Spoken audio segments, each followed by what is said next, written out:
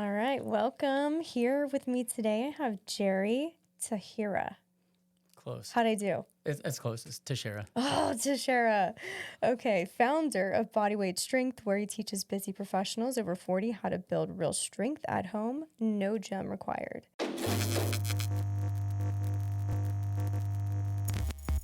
So I know a little bit about you. I love the whole concept, and you look very healthy and into fitness. And what I do know about you is pretty cool, like with your son and yourself, your family, 'cause everyone except for your wife really is into jiu-jitsu.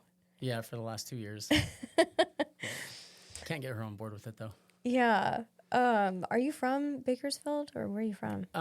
McFarland, if you know where that is. I do know where that is. Yeah, I worked at a small clinic there for a bit. Okay, yeah, my grandparents had a dairy there. And Oh, so wow. I grew up on her dairy, and then we moved back and forth to between like Southern California, Orange County, and then back to Bakersfield a few times. It just brings people back. It does. Yeah. When people move and I'm like, you'll be back. They always come back. Yeah. After I graduated from training here, I thought, okay, now I'm going to go back to Florida. But then all the good jobs were here, and like just the people were so nice. And then my friends are here. And then, you know, you get relationships here, and it's just like, oh my gosh, I just can't. This is where I live. Yeah. And it's nice. Yeah, it's what you make of it, you know? Yeah. Like, if you want it to be bad, you're going to find the bad. Yeah. And if you want it to be good, you're going to find the good. Yeah, that's exactly right. So how long have you been into the health and fitness world? Well, right out of high school, I turned 18 and left the next day for the Marine Corps. Okay. And so I was never an athlete. And so that was like my first real hard physical training.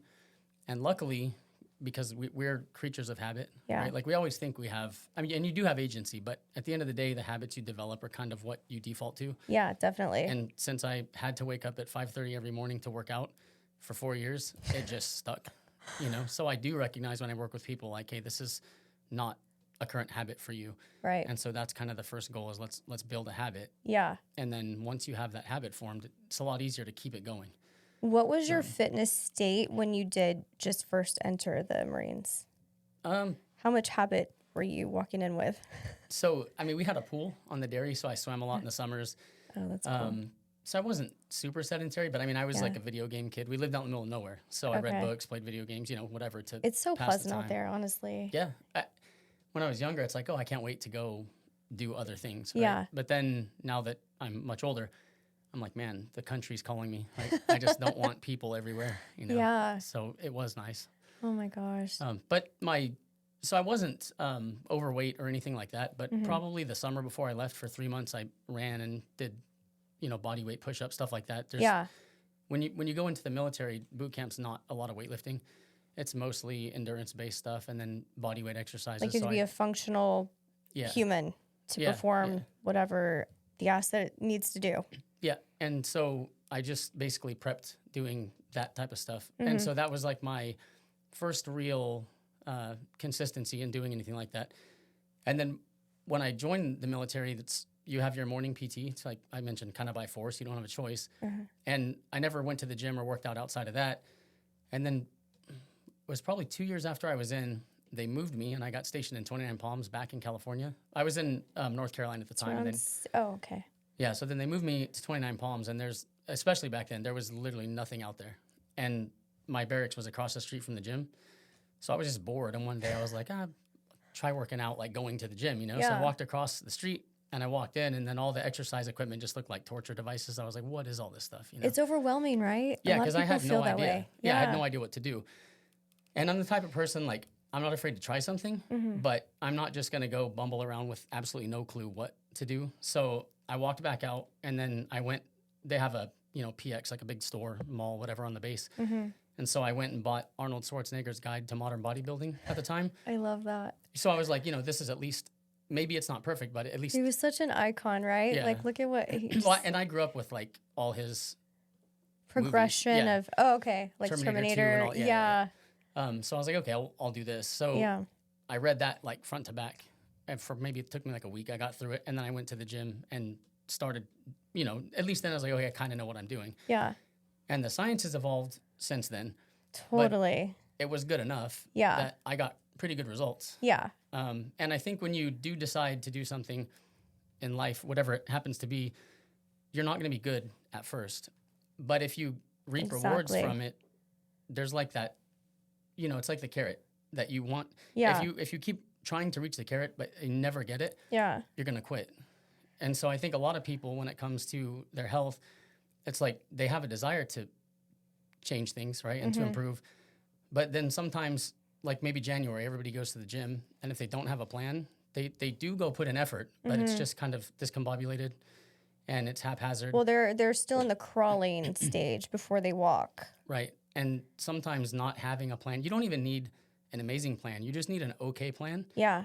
With consistency, and you'll get decent results, But people will do things that are highly inefficient. Yep. And then they're in there for 3 months grinding away, and you've got kids and a career and everything. You're taking all this time. Yeah. Right. And then you're like, this is like, I don't know. You don't feel better. You don't look better. Your labs maybe aren't better. Like, you're just like, what is this all for? Yeah. And so then I think people get frustrated. Yeah. And they quit. And then, of course, there's tons of misinformation, and there's like misleading stuff in the fitness industry, and when it comes to strength training. We could spend a whole hour on myth busting. Yeah, absolutely. I mean, half the stuff I did, even back then, I got results not because of necessarily the exact programs or whatever that I did. It was just because I was consistent. And then being consistent at something that's okay ended up working out. But I invested way more time where I could have done things much more efficiently and gotten a similar result with a much smaller commitment, which I know that now, but back then, You were just starting. Yeah. Did the book by Arnold Schwarzenegger, did he have anything specific that was like, if you do this, then you will get that? Was it that linear? Well, I mean, he had a lot of it. I'll so have it's to get it. I'm actually it was actually interesting because it was back in the day when he first came from Austria. He talked about how he got here, and kind of like a little autobiographical type. Yeah. And then he gave complete workouts, and it was just the way he did things. And back then, like the frequency, the weight. Yeah. The reps.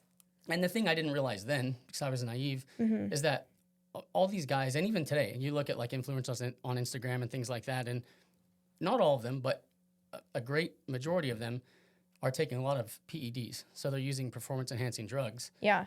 So they can handle these very high volumes of exercise, and they get good results. Yeah.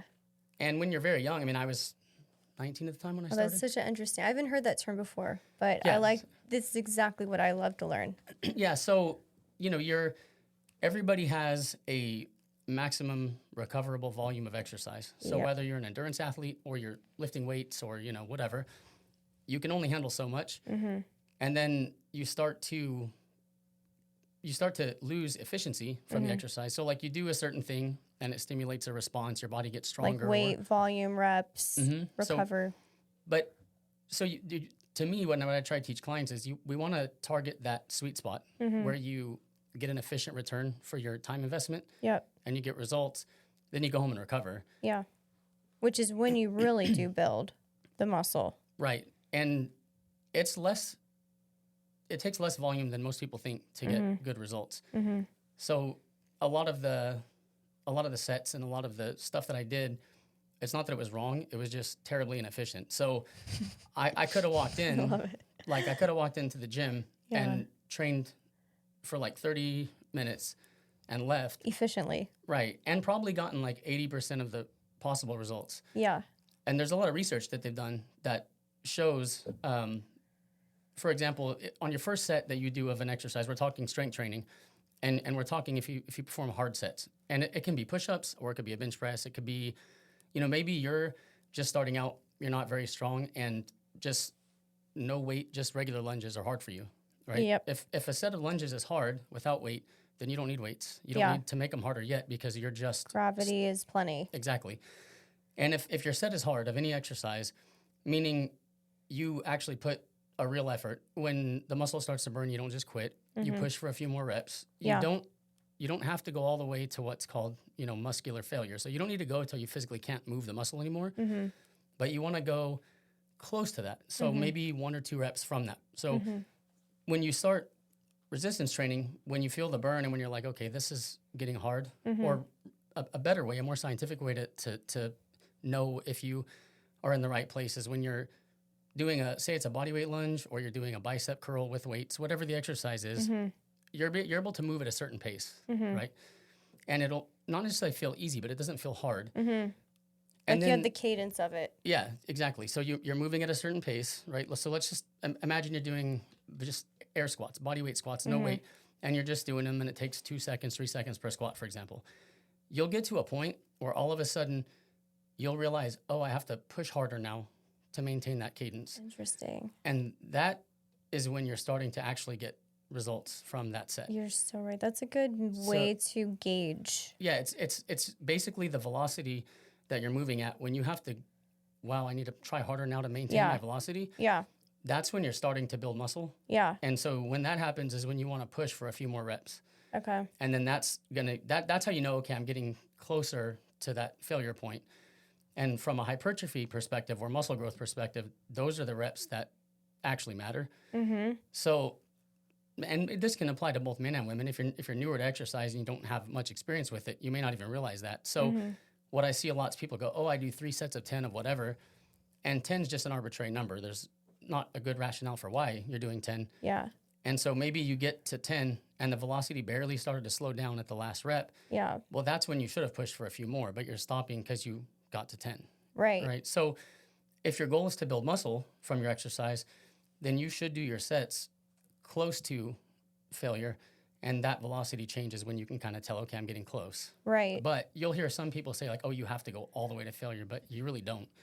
And they found that there's something called reps in reserve, which is a way that you can assess. Researchers have subjects report, oh, I could maybe get 1 or 2 more. And that would be like 2 reps in reserve. So if you get to where you think you've got 1 or 2 left and it's honestly 1 or 2 left, you're going to build statistically insignificant difference in the amount of muscle you're going to build. So maybe pushing all the way to complete failure would build slightly more, but the research, it's so close, it always doesn't reach significance. So and then the last rep or 2 for most people sucks, and they're like, I don't want to do that, you know. So no, that's where it's miserable. That Exactly. is the pain part, that you're supposed to get the gain, and you have to just like, okay, is this too much pain?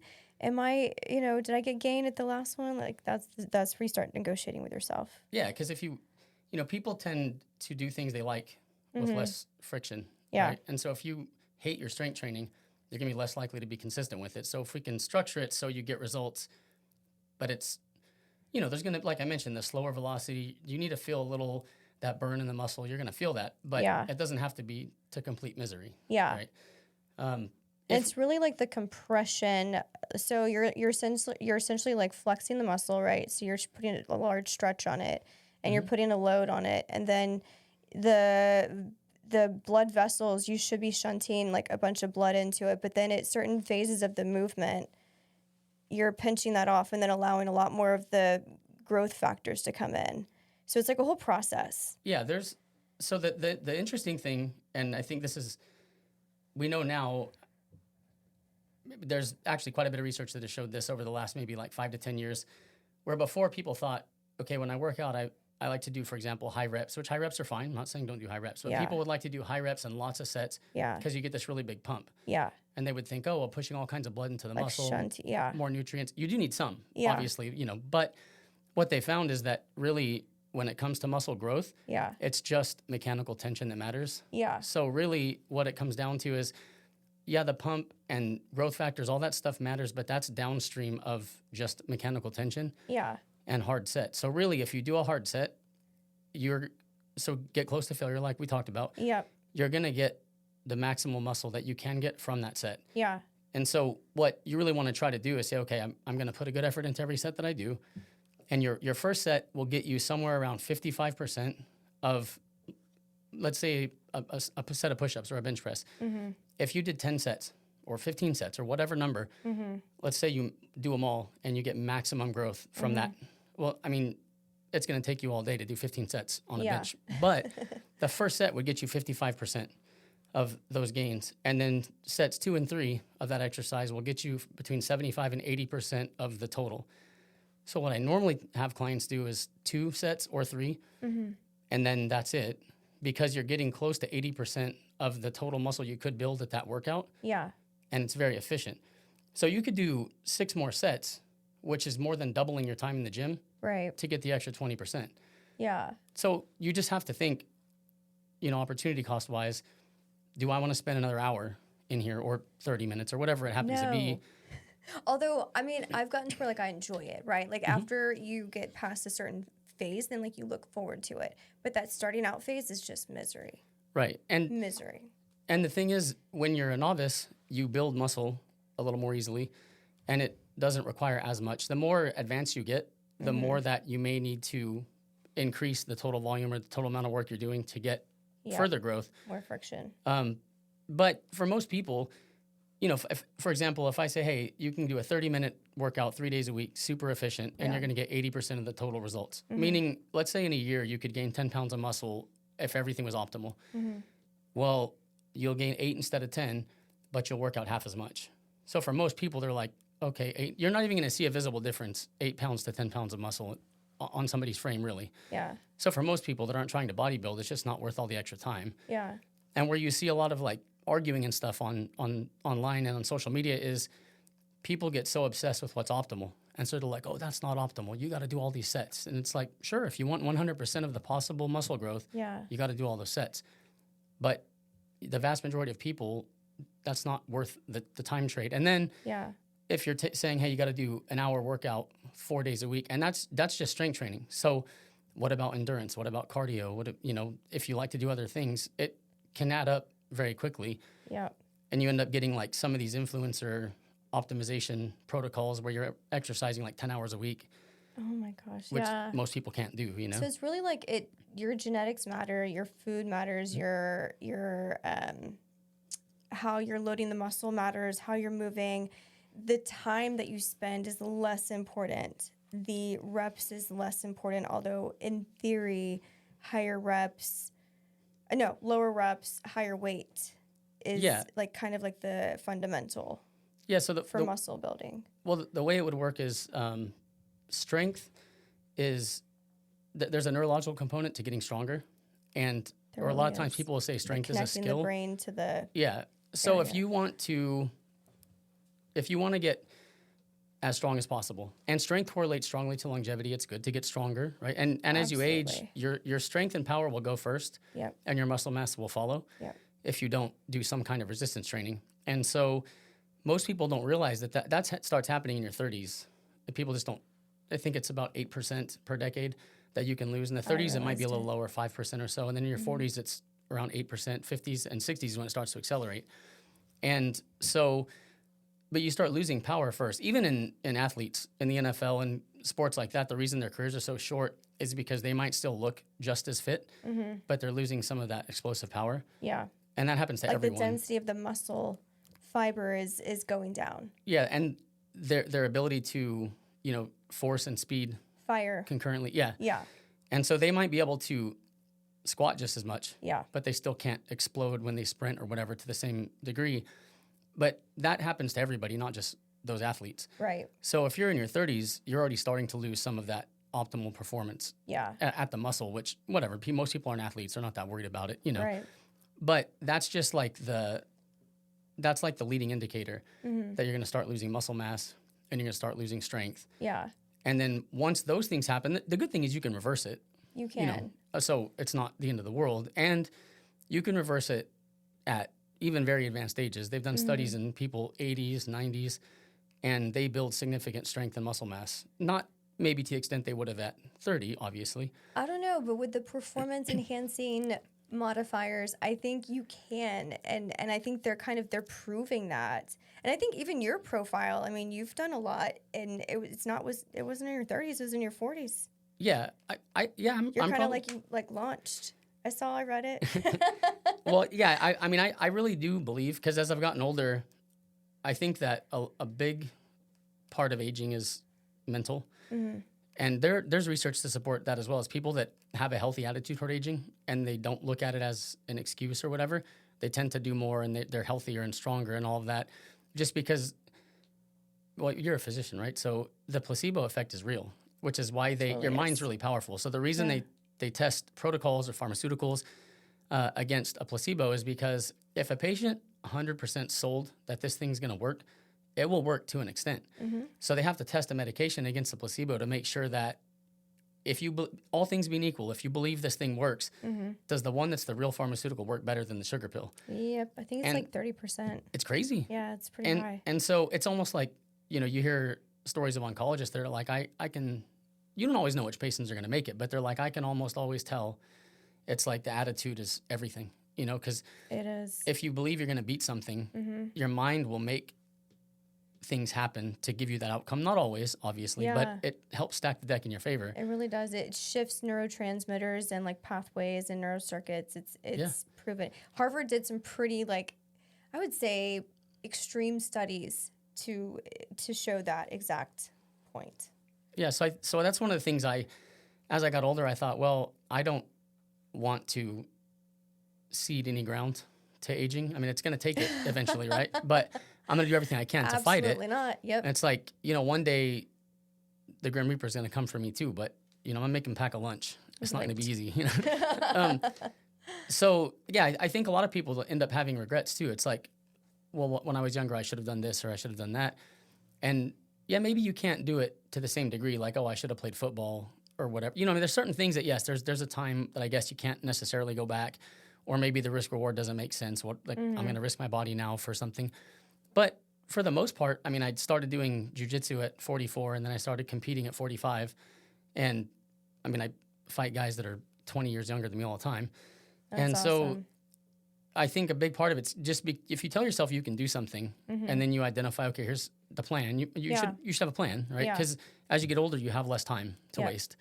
But to your point, like, if you look at pictures of the guys and the girls from Cheers, the TV show, right? Yeah. Or like a Seinfeld. Yeah. When they were in their 30s, you're like, dude, they look 50. Why do they look so old? Yes, that's so true. And then you see people now who are that same, and it's totally different. So, like, we look good at 50. We look great at 40. Like, yeah. And the thing is, aging is, I always think of it that aging is the loss of fitness. And it's physical fitness, mental fitness, your resilience. That, like, at the end of the day, that really is what aging is, right? And so if you strength train, if you manage your cardiorespiratory fitness, and when you strength train, you do actually improve your cardiorespiratory fitness, especially if you're out of shape coming off a couch.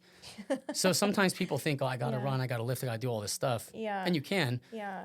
But at first, if you just strength train at a brisk pace, you're going to improve your cardiorespiratory fitness and your strength and your mobility. If you go through full range of motion, you're improving your mobility. Like, when you're new to training, you can get a whole lot of, like, huge improvements from a small amount of activity. Yeah. And then as you get more and more fit, then you have to expand. Yeah. But for most people... like, your recovery from, like, one exercise transition to another, how long does it take you to, like, bring your breathing down? And training yourself to even do that is a part of the process that I had to learn. Yeah. So, but I think if you recognize... Because, look, longevity is a big buzzword now, right? It's getting more mainstream. But if you think in terms of how fit am I? I'm not saying you need to be like a pro athlete or anything like that, but fitness and resilience, how fit are you? How resilient are you? That slides with age. It tracks very closely. Yeah. And so if you can maintain your resilience, you can maintain your fitness, then, people throw around the term biological age. I don't know if that's, maybe we should call it functional age, but your functional age is still 30, even though you're, for example, 45. So there's a lot, I think, you can be proactive regardless of when you start, because once I started training people, which we can get into or whatever, but once I started training people, I saw people get results that even I was like, this can't be legit, Like, I had a lady who was 70, and she reached out to me, she saw me on social or whatever, and she's like, hey, I want to train at home, this is what I want to do. And so we got her all set up, and I manage their progress. They log everything through an app. So I'm sitting there week to week. I'm reviewing everything so I can make adjustments on a weekly basis to her program. And I was looking at her numbers, and in my head, I'm like, okay, this lady's 70, and she's a female, and women can build strength really well. So I'm not, but just generally, men have a higher absolute strength. So they start from a higher point, right? So if, she was, I think, curling like 30-pound dumbbells or something. And I was like... No, that's really good. At 71. And so I was really like... good. Yeah, she was making I'm maybe 20s. She was making like week to week just big jumps, and I was like, gosh, okay. Is she on testosterone? No. And so I texted her, and I was like, what is she eating? I was like, Leslie, are these numbers legit? And she's like, yeah. And I was like, and I never, when I have female clients, I don't ask for pictures. I ask for measurements because I can see by your measurements and your weight if we're making, and your numbers, if your lifts are going up or whatever exercise we're tracking. If you're running, I can see metrics. I don't need to look at you. You know, I want women to feel comfortable. So I was like, hey, would you mind sending me a picture, like flexing? So she sent me a picture and I was like, I mean, she probably has good genetics for building muscle because some people do. It's just like, I'm not saying we're dogs, but if you look at when breeders breed dogs, some breeds are more muscular. Yeah. Right? Some dogs, some are smaller. Humans, I mean, similar. I have a Yorkie. Okay, so... He's very dainty. Yeah, so some people build muscle easily. So granted, she could have those genetics. Yeah. But still, she's 70. And when she sent me the pictures, I was like, this is amazing. I got to post this, you know? Interesting. So even women, I've been surprised multiple times with how good of a result. And again, she's probably prone to build muscle more easily. Another one may not build muscle that easily. Right. Maybe your genetics. Most people actually are biased one way or another. So you gravitate naturally toward endurance. Yeah. And you enjoy running more because it's just easier for you. Yeah. And some people gravitate towards strength. Yeah. Because it's just easier for them. Right. I think we should all do some of both. Yes. But yeah, I think regardless of age, I've seen phenomenal results. And so that's one of the things that I think, you know, as you get older, I think there's like the midlife, people don't always perceive that they're losing that functional capacity. I didn't. I until I started to track my own data. The data just spoke for itself. I was like, stop, I have to change. And I did. I changed everything. But I noticed a dramatic loss in collagen and strength and performance and recovery. Like if I worked out too hard one time, then I'm like down for a week. Like absolutely not. That's weird, right? That wasn't my norm. So just recognizing your recovery time and you know, if all things are the same, you're eating the same, you're sleeping the same. And I had to like reevaluate my sleep and get a wearable because I thought subjectively that my sleep was great, but it wasn't. I was just having all light sleep. I wasn't doing any cycles of like REM and deep sleep. So I had to just first recognize that, look at it, like acknowledge it, and make those changes. Yeah, I think wearables are good for that exact reason. Like I've never had a problem sleeping. I fall asleep super fast. Sick. My total sleep time was good. No, but the problem was, People are hating you right now, throwing tomatoes. So I thought my sleep, but that to your point, I thought like subjectively, hey, I sleep great. I don't, you know. And so I ended up getting an Oura Ring this last year. And then when I looked at my deep sleep, I was like, why is it so low? You know? Isn't that weird? Yeah. And so it was like better light discipline at night. You know, I have to do that. I'm very sensitive to the light. And honestly, I love espresso. I got an espresso machine at home. It's like, you know, so I was like, okay. I quit espressos. I still do them, but it's like morning, cut them off at a certain time. Yeah. And then and then my deep sleep's significantly better now versus then. Small changes. Larger meals too late will, at least for me, wreck my deep sleep. So I think, you know, as long as you don't let it become to where it's obsessive. No. Because like you want to minimize stress. We all have enough stress in our lives as it is. And so, you know, I've seen people where they're so stressed out over the Oura data that then they're not sleeping and they're waking up in the middle of the night like checking screens. Some people can't even look at it. I'm like, then don't look at it. Just send it to me. Let me sync. I'll look at it. You just wear it. Yeah. So I think. No, you're right. It can be too much like in the wrong direction. And now you're spiking your cortisols. Now you're catabolic. You're not anabolic. Yeah. And you're in the flight or fight response is triggered. You're not building muscle right there. So you got to chill. Yeah. So yeah, I think. That's kind of what I do with clients is talk about resilience and work to improve resilience. And then, you know, again, with an efficiency as the goal. So what can we do if it's, you know, cardiorespiratory fitness, if it's whatever we're working on, it's just what can we do to get the lion's share of the result efficiently. And then the scraps, unless I've had some clients, they want to do it all and that's fine if they got the time and they want to do that. Yeah. But for most people, you don't have to, you know. So like you mentioned, you learn to like exercise. And most people, when they start getting good results. I used to dread it. Yeah, but then you get used to it, and then your body starts to have like kind of a craving to it. But also, I think psychologically, when you start to get results. So for a woman, maybe it's, hey, I want to build muscle in my lower body and, you know, whatever. And they start to see that happening, then it's like, oh. Wow, we're actually doing things. Yeah. Yeah. But it's rewarding. Exactly. I think it's kind of like when you first start saving money or something and it's like annoying, but then you look at your retirement account eventually and you're like, oh, it's like, it's totally worth it. I'm not going to starve. Yeah. So I think it's very similar. Just being able to see the return on the investment's important for people. So I try to get that to happen quickly. Yeah. So I try to take that perspective in medicine with how people feel. So there's always that initial buy-in, right? They have to believe in you. They have to believe in your process. You have to believe in you and your process. And you have to know like where you're going to drive them and how fast you can drive them. And so I take a similar approach, and I try to always let the data lead. And I would say a lot of my patients are like high performers. They're professionals. They're people who do a great job taking care of other people at the cost of themselves, which was basically me. So I feel like I take care of me like all the time. Right, like, right. Are you eating? Did you eat? Did you drink water today? I mean, just even that, like we're all dehydrated. Skipping lunch today, me not eating breakfast, that's unusual for me. Okay, I usually always, because I know that I need it, because I do have like, from the time that I work out, which today was like around 11:30. I know like how I'll feel at certain points of the day and like what performance is needed from me. So I have to plan accordingly. So just, when to do what thing, people just don't know. So a lot of the places that I start out with people is like, how do you feel? And we give categories, and how much is each area impacted, and then we kind of just target those. And then I use the wearable device and then their labs to kind of track and show them their proof, because a lot of times their labs will show us before their body shows us, because Right. the body recomp takes like 3 months. Yeah.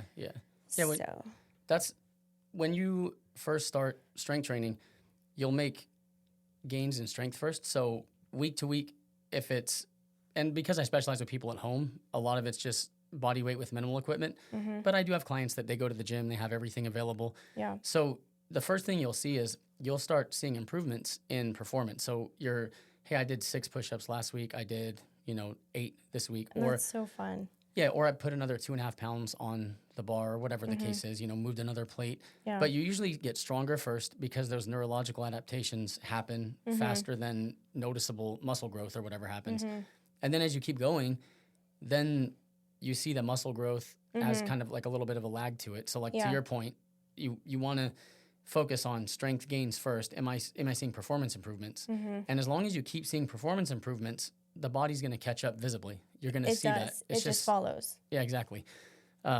So I think that's important. And something else I think actually is pretty important, because we talked earlier about building muscle, which is one goal of strength training, obviously, but you want to get stronger. And you'll build strength whether you do a 5-rep set of something with a heavier weight, or you do a 15-rep set of something. If you can move the weight for more reps, you still did get stronger. It's just that as your reps per set go up, you just build strength less efficiently. You still build muscle fine up until around 30 or so reps. So if you're just... So you slow the rate of your building. Yeah, exactly. From a strength perspective. Yeah. But from a muscle growth perspective, so if your goal is hypertrophy, to build a bigger muscle, you can go all the way up to the low 30s, and you still will build muscle as long as you get close to failure. So they call it that proximity to failure in a 5 or 6 rep set and a 30 rep set, for example, need to be the same. As long as both sets were equally hard, you'll still build the muscle. The biggest differentiator will be at that lower rep range, you would have gotten more strength out of it. But if you really don't like struggling with a very heavy or a difficult load, you can definitely go lighter and you'll still build muscle. Yeah. You'll also build some bone density, which we want as we age, of course. Everything. Honestly, I think that is so under talked about. That's your ability to heal, fight your immune system, your recovery, your GI. The whole thing is connected. Yeah, which I like. Totally off topic, but I get why we need specialists that are world-class experts at one organ. Yeah. Because there's so much to learn. No one can learn it all. But I feel like from a GP especially, you want somebody that looks at it as a system. Yes. Because they're starting, and research is showing, when one thing's going bad, things are connected. Yeah. And so the longer you wait, the worse everything starts to snowball. And if you want one chronic disease, it ends up being 2, then 3, then 4, Yeah, it's a snowball. Yeah. So, but what I was going to mention with the lower rep ranges being better for strength, they're also better for basically for muscle, for bone density. Yes. So, but what's interesting is if you want to get stronger and you're talking about the muscle, you're going to want to keep if you're biasing strength, you want to stay on the lower end of your reps per set. For bone, you can do one set. That's very hard. So maybe I'll give you an example. Maybe just regular push-ups are super hard for you, and you do 5, and it's like, that's all I can do. I could not do 6. Mm-hmm. You could do that one set of push-ups, and that's going to stimulate the bone because it was in that low rep range, 5 to 8, in the 5 to 8 range. That means that the tension, so basically your muscles are pulling on tendons, which are attached to the bone. Mm-hmm. And the forces, whether you're pushing the ground with a push-up or you're lifting a heavy bar, Mm-hmm. are the same. Your muscles don't have eyes. Your body doesn't know what the implement is. It only knows tension. That's cute. Yeah. So if you can apply tension to your musculoskeletal system Yeah.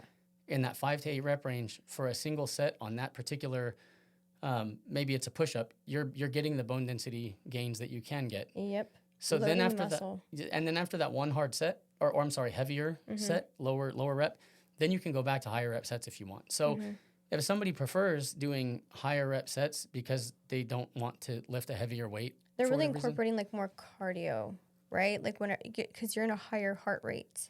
you'll get it's what they buy is like basically strength endurance. Yeah. So, and if you get, that's why I mentioned 30. Once you go north of 30, it's almost all just muscular endurance.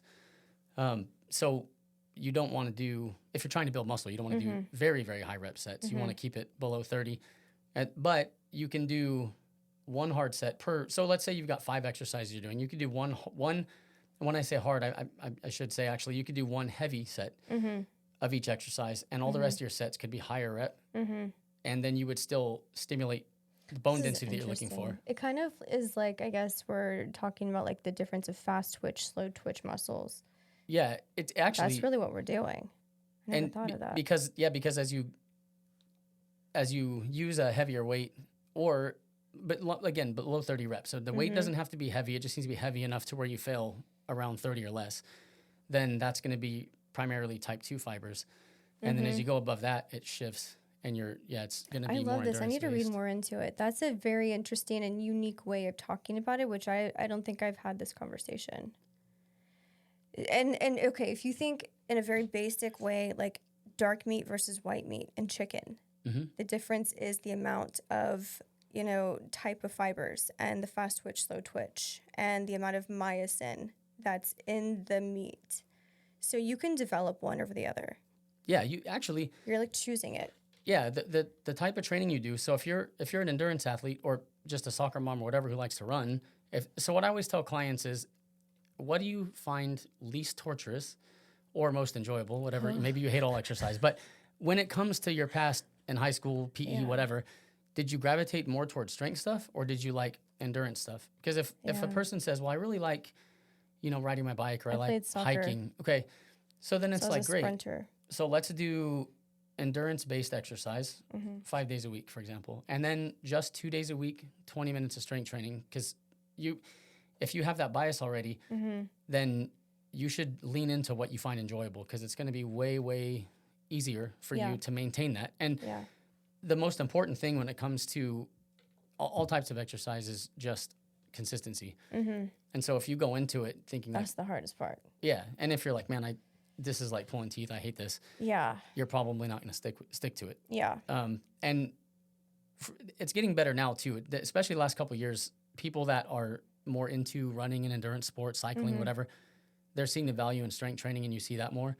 Where it used to be, people who lifted did not do cardio really, other than like walking on a treadmill maybe. Yeah. And then people who did endurance sports didn't lift because like, oh, that's for the meatheads or whatever. Yeah. But really, if you look at any professional athlete, they do it all. Yeah. Right? They optimize everything. Yes. So I think you're starting to see that filter down now to the average person. So it's important to strength train because while endurance exercise is important, cardiovascular health super important. Yeah. You can do cardio and still be sarcopenic and have very poor muscle mass. And when you get older, that's going to cost you. That's a potentially. problem. Yeah. So, and not only that, but if you're a runner, just as an example, if you're a runner and you strength train, your economy of motion improves and your times will actually improve. Even if you're a marathoner, you will actually run, especially the whole run's probably not, well, we live in Bakersfield, so the whole run might be on flat ground. But for most people, if you're going to go on a run, there's usually elevation. Yeah. And if you strength train, you're going to handle elevation better. Right. And then you're also likely to get less, your injury risk goes down. And if you do get injured, the severity of the injury also goes down. So that's one of the things with muscle, I try to think of it is it's like we don't have an exoskeleton, and so your muscle is your armor. Not yet. Yeah, yeah. And so, but really, your muscle's like your armor. You know, God forbid you get in a car accident. And of course, if you get in a car accident and there's 3,000 pounds of steel, I don't care how much muscle you have, really bad things Maybe can I'll happen. have the exoskeleton at that time. But if you have a strong musculoskeletal system Yeah. and you get in, and, you know, some kind of injury happens, or I'm sorry, an accident, the severity of injury is likely to be lower. Yeah, your bones are stronger, the muscles are bulkier, so you just have a higher chance of surviving. Right. So I think for some people, it's like, why do I want to do this thing? So it's like, well, here's why you should strength train. You don't need to bodybuild. You don't have to do huge volumes, but here's why you should put that at least 30 minutes twice a week. It's going to give you all these benefits. At the same time, strength training is great. It does help increase cardiovascular fitness, but I don't think it's enough. I mean, I do additional cardio. I don't just strength train. Yeah. So I do think it's, if you want those additional gains, you know, then you've got to do the stuff that maybe you're not an endurance person, but you still got to do a certain amount if you can, you know, if you can. Did you learn all of this stuff like really in your 40s or whenever you first went into the military? What point do you feel like you like hit expert level at like, I don't know, for yourself and for... Well, okay, so when I went into the Marines, my job was nuclear, biological, and chemical warfare defense. Oh, wow. So it was a very Sounds science-heavy... a little off. Okay, yeah. Yeah, it's like a tongue twister. But it was a science-heavy curriculum, and I've always really enjoyed science. And so when I started, you know, lifting and I got into it, then it was like, okay, if I'm investing all this time, I want to get good results, you know, efficient use of my time. So I started studying more for just optimizing the time that I'm spending, not so much for optimal health because I was like 20, right? But even then, it was like, okay, I cut out French fries. I'm not drinking soda. I tried to eat better, and all. I mean, I did care about my health. You're pretty strict even then. On yourself then. Yeah. But really, when I was like 30, my father-in-law got diagnosed with cancer. He ultimately passed away, and it was terrible, like watching that happen. And so when that happened, it was like, oh, I want to try to make sure, because my wife was. We were the same age, so she was 30 at the time as well. And, but I watched her lose her dad at 30, and I have kids. And so it was, that kind of really impacted me where I thought it can happen to anybody regardless. Yeah. But I want to do everything I can to minimize my risk so that doesn't happen to my kids. Or if, God forbid, I do get diagnosed with something like that, at least I can say, hey, I did everything I could to not. Yeah. So this is just my battle to fight. It is what it is, you know. Do you check your labs regularly to just check in with yourself? Yeah, I've been doing it annually, and just because I've never had anything, and I'm very healthy, I haven't. But as I've gotten older, my doctor's even said, he's like, dude, we should go to twice a year, just to, you know, he's like, just to be proactive. There's nothing wrong with you, but you know, he's like, as we get older, like things he just randomly I'm just gonna increase the frequency of checking. The last time I went in, he was Does it make you nervous? Yeah, I was like, so he's like, no, nothing's wrong. You know, and he's all, but now that you're north of 45, he's like, I like to start seeing it twice a year. It's not wrong. Yeah. He's like, just that way, just in case something pops up, we catch it early as early as possible. I feel like cholesterol likes to become problematic around then. Blood pressure likes to be a problem. Kidney function likes to give a little issue. Yeah, and interestingly, there was, maybe it was a year ago now. I can't remember exactly when it came out, but there was a study on aging, and they found that we don't age in a linear fashion. Yeah, it's so sad. You might have read this. It was like at 45, in mid-40s, not exactly 45, but basically in the mid-40s, certain organ systems, certain things accelerate. And I think people intuitively, they're like, oh man, I felt great until right around 45. You know, it's like there's that. Yeah. And then things accelerate. Yeah. And then they level off. And then it happens again in the mid-60s. Right. So it's like mid-40s and mid-60s are the two kind of like areas where you have that acceleration. They're not doom errors. No. Or eras, but they are like something to note. Yeah. So it's like, so when that doomsday prep. Yeah.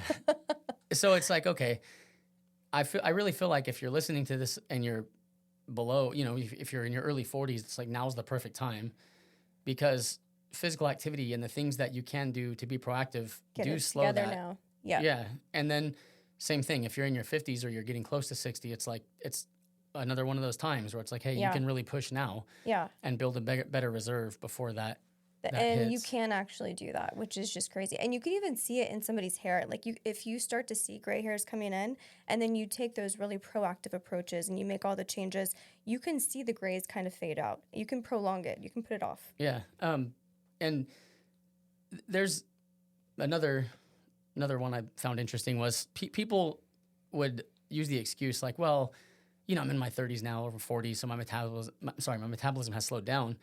But that's actually not the case. They found that through your teenage years, obviously you're still growing. It's higher. And then for women, late teens. For men, it's usually like early 20s.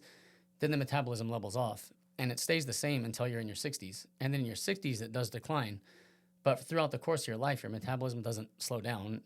So the thing that's really interesting, when that study first came out, is the decline in metabolism after 60 some artifact like we don't understand, or is it because that's also when muscle loss happens the fastest? So muscle being a very metabolic, metabolically active organ. Yeah. So even the slow down your metabolism at 60, if you're focused on building muscle, if you're doing those things proactively, you can even delay that.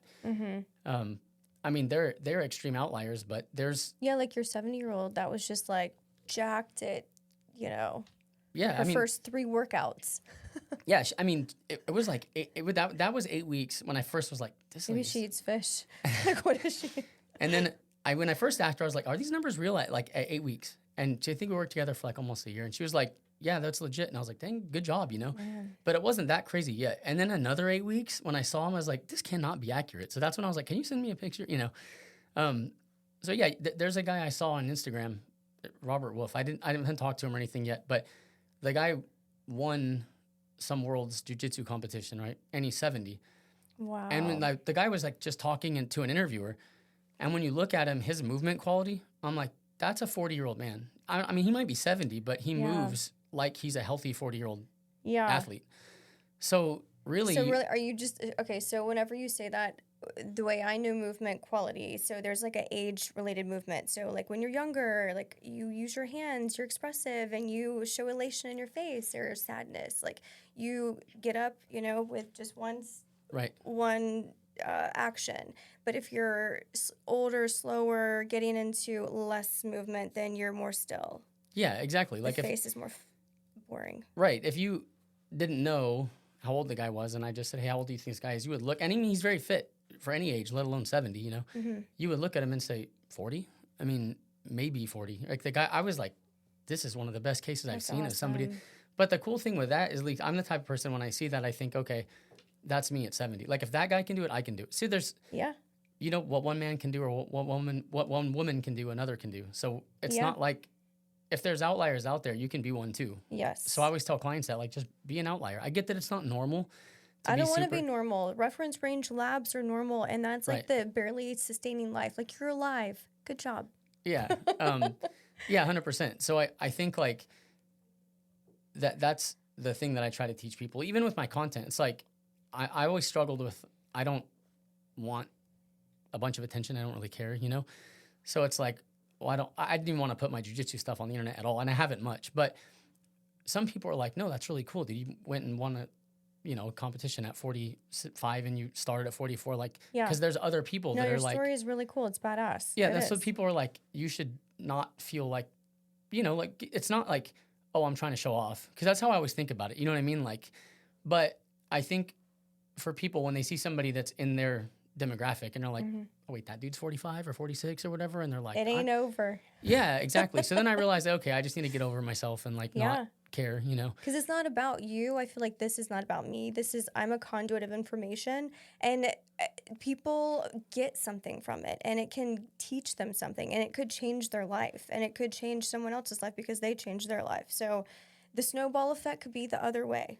Yeah, and so it's like, if you can be an example, if you can be a city on the hill, and people go, oh, that for whatever reason, different people resonate with different people. Yes. So if you find in life, just if you're a leader in your business or whatever else, like you can make a positive impact on people. Yeah. And so it's like, if you're in a position to be able to do that, like, but that's why not the intention to like, okay, so like I'm stepping into this platform, not with the intention to, be a star or to even like, oh, I'm here to change you.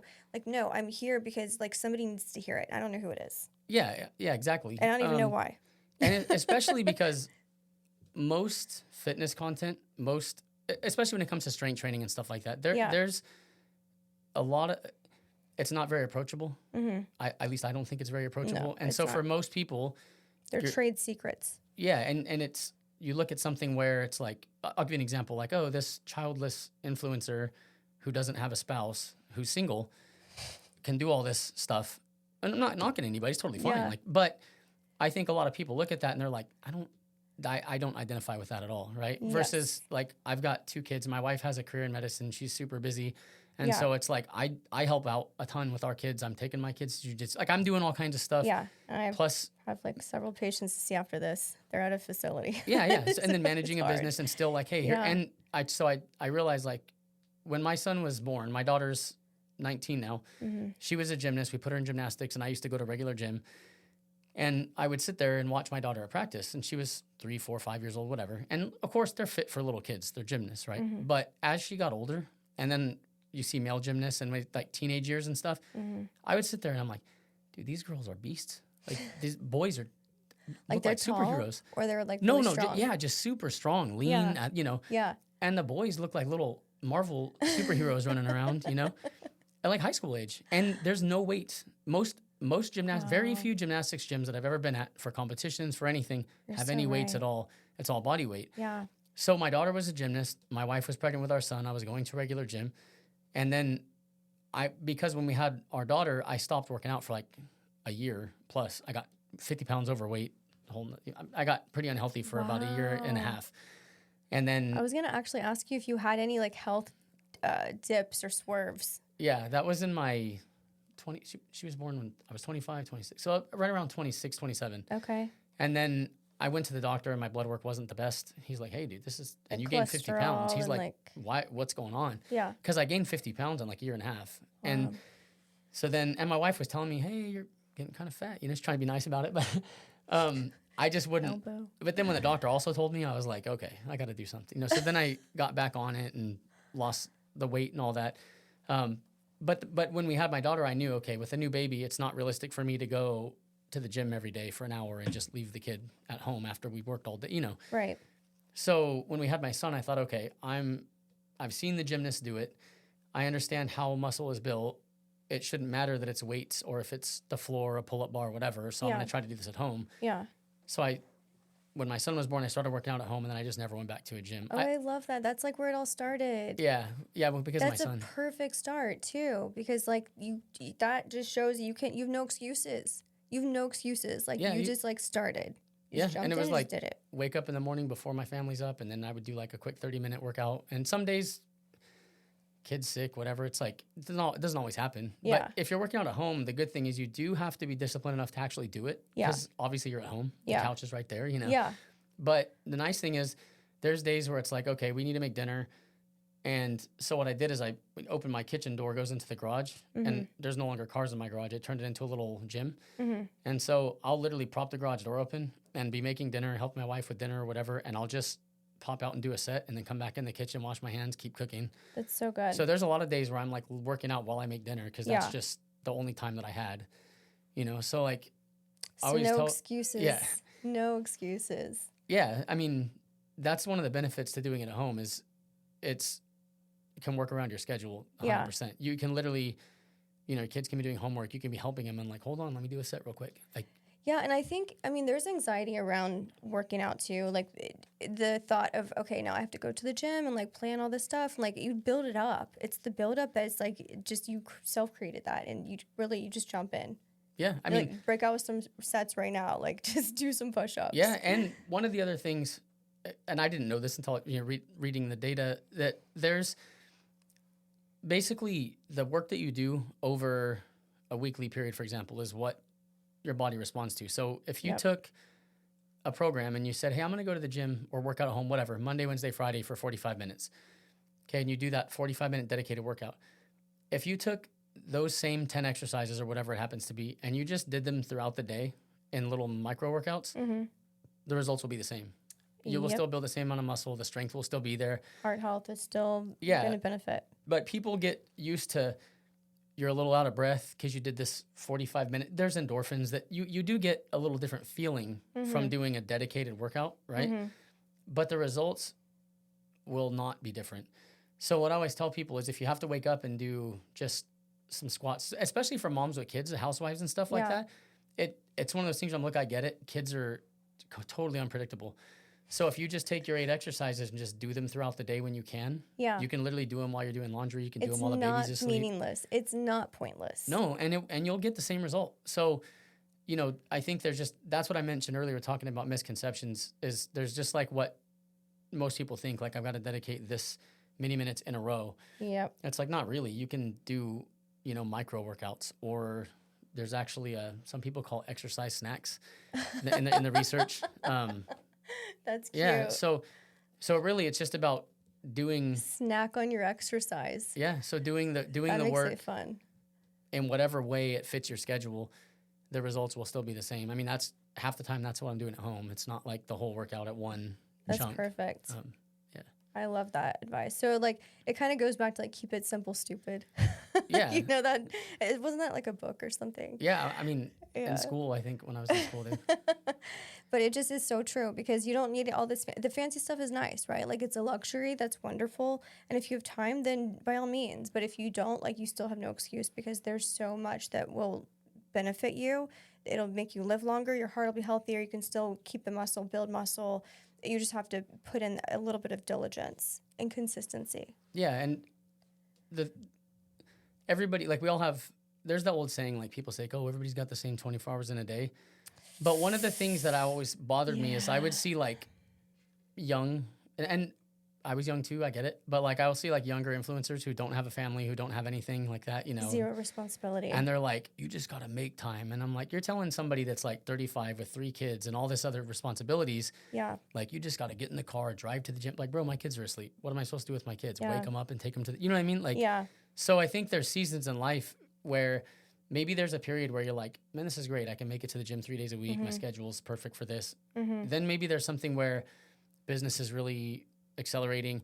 You're like stuck at the office all the time. Okay, well, that 10-minute drive to and from the gym and then waiting around for equipment is just not feasible. So that's where you can say, okay, you can feel confident knowing I'm just going to work out at home. I'll still get good results. Maybe I'm getting 80% of the results I could get with a whole gym if I had everything.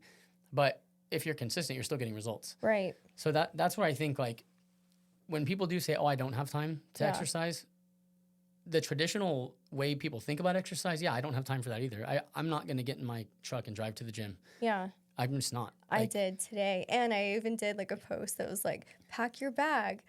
Yeah. But it works for my schedule today, now. And it doesn't mean that I wasn't speeding there and then I did my rapid like 45 minutes and then I sped back. So it was stressful, but I still went and I felt better after. It was like this whole like wave of energy that I got after. Yeah. And I identify with you because like I can't do jiu-jitsu at my house. I have to go, right, to train. I mean, I guess I could do it by myself, beat myself up. But so I already have to do that. So it's definitely not realistic for me to say, oh, I'm going to go drive to go train 3 days a week or whatever doing jiu-jitsu. Yeah. Oh, also, wife, I'm going to go to the gym now. See you later. Like, when am I going to be home? You know what I mean? Yeah. So that's why I think it's important for people to, like you just said, if you're in a season where your schedule's favorable to be able to go to the gym, cool. Yes. But if it's not, and you have other responsibilities, if you got your kids are still really small or whatever the case is, you can make gains at home. Yeah. And then when that season's passed and now you have your schedule open up again, cool. Now I can go back to the gym. Because too many times I've talked to people and they're like, man, I was going to the gym, everything was good. But then, you know, we had another baby or whatever. And then it's 3 years later and they haven't been back. Yeah. Because they think I've got to get back to the gym to get results. They just identify like, I have to go there for that. You know what I mean? Instead of just, hey, do the best you can with what you have and still move forward. And then once things change, then add that back in if that's what you want, you know? Yeah, definitely. You know, there was a moment where I had no time. There was no time to like just go, you know, speed anywhere. I had to just be present. And I had to also get through this course. And so I had to get through the course and I still wanted to worry about my fitness and I was building a business. And my partner is sitting next to me. He's actually like playing the course. You know, it's like like videos and questions and answers. And so I'm like, I'm so sorry. And then I just like did some push-ups and like sit-ups and like I was sweating. And I'm sure, I mean, it's a 12 by 9 room. So I was like, again, I'm so sorry. And he's like, but I'm listening to the chorus. So like, and I was like really, I was learning. So it worked for me and he didn't complain. So I was just like, you just do what you gotta do. Yeah. I think and that's the thing is that it'll look different for everybody. It does look different for And everybody. so, when you see your favorite influencer or whatever, and they're doing things a certain way, it's not that that's wrong. It's totally fine. Yeah. But it just might look different for you. Right. And you can still get results by making, like, fitness should work with your life and your schedule. Yeah. Like, you shouldn't have to rearrange your entire life Yeah. for fitness. Yeah. Unless if you love it and that becomes your hobby, that's fine. I'm It's totally fine. becoming like loving it. Yeah. I'm just arriving there. Yeah, I and didn't that's totally start there. fine. That's totally fine. There's like that process. Yeah. But if you try to go straight to that, for most people, it's not going to work. Right. Well, I so appreciate your time. I know you're a busy guy. Is there anything that if anybody wanted to reach out to you, like that you would want them to contact you at a certain email or phone number? Yeah, I mean, I have a website. It's just bodyweightstrength.fit. Okay. Or though my name's hard to spell, it's It's a little tricky. yeah, you can. My YouTube and is just my name. Okay. So I have a YouTube channel you can check out, and it's just Jerry Teixeira.